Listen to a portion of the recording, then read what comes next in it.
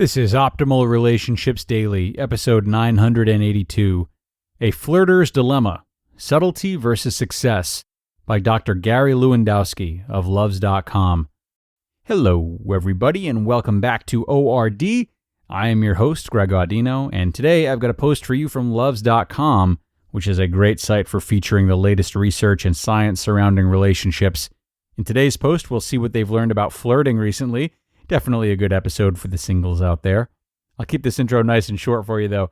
Let's jump into this post now and start optimizing your life. A Flirter's Dilemma, Subtlety versus Success, by Dr. Gary Lewandowski of Luvze.com. Flirting comes in many forms. A casual gaze that lingers a half second longer than necessary, a light touch, an amorous expression, an over-enthusiastic laugh during conversation, or even some playful banter. Regardless of the technique employed, flirting aims to fulfill one purpose: stimulate physical interest. To be clear, though, flirting may not have the explicit goal of having physical intimacy of any kind. A person may flirt simply to pass the time, to feel close, to see if they've still got it, or because it's fun. Flirting motivations differ by gender. Big surprise, men's flirting is more motivated by jumping into bed, while women's flirting is more motivated by having fun or becoming closer to another person. Self-esteem and flirting. When done well, flirting is not overt or obvious, and always leaves open the possibility that flirting wasn't occurring at all. This ambiguity allows people to put themselves out there with less fear of embarrassment, rejection, or damaged self-esteem. It isn't surprising that a person's self-esteem may affect how she or he approaches flirting. When the risk of being rejected is high, men with high self-esteem use more direct techniques than those with low self-esteem, perhaps because they're less concerned with how being shot down may affect them. However, men with low self-esteem are bolder and use more obvious approaches than men with high self-esteem when the target is clearly interested and rejection risk is low. This may be because encountering a sure thing is one of the only contexts in which a guy with low self-esteem feels safe making advances, so he has to make it count. When rejection risk is low for women, they're more direct regardless of their self-esteem. Women traditionally initiate relationships less often than men, so when the chance arises, perhaps women decide to throw caution to the wind and just go for it. Of course, it's also possible that women are using the technique that they know works better when men try to flirt with them. Subtle versus direct. Much like a tree falling in a forest, if a flirting attempt occurs and the intended receiver doesn't realize it, did flirting ever really happen? When it comes to flirting technique, the research is pretty clear. While subtlety is more likely to protect the flirter's self-esteem, if you really want to get your message across, direct is best. A study asked college students about the most effective ways to show interest in someone. Both men and women agreed that subtle flirting was less likely to get the job done, and that the best approach would be a direct, "Do you want to go to dinner with me?"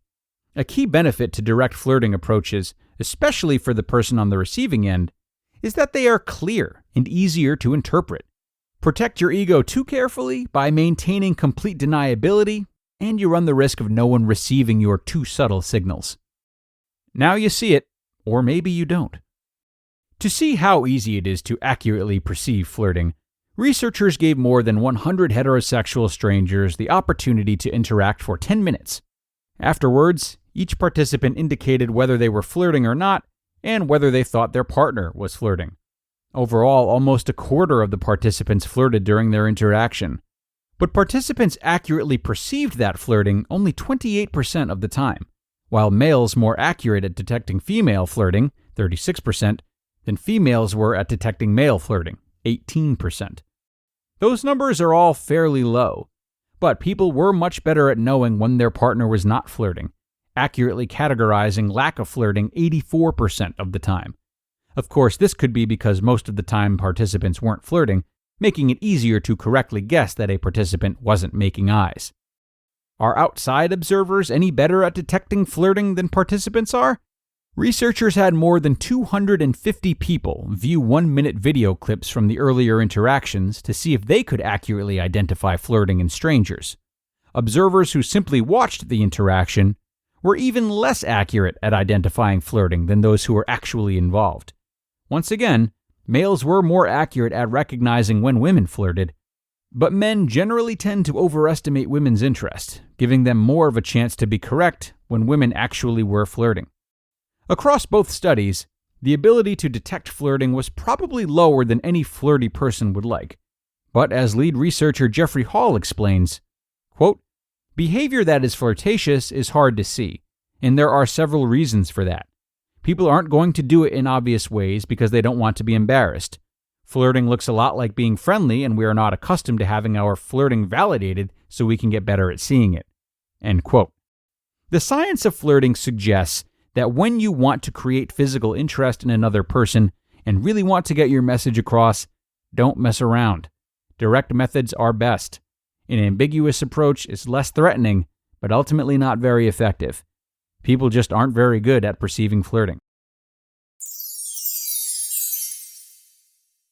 You just listened to the post titled, "A Flirter's Dilemma, Subtlety versus Success" by Dr. Gary Lewandowski of Luvze.com.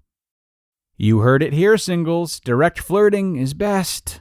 And not only does this research suggest that it's most effective, but it's hard to not think that it's the most liberating as well, right?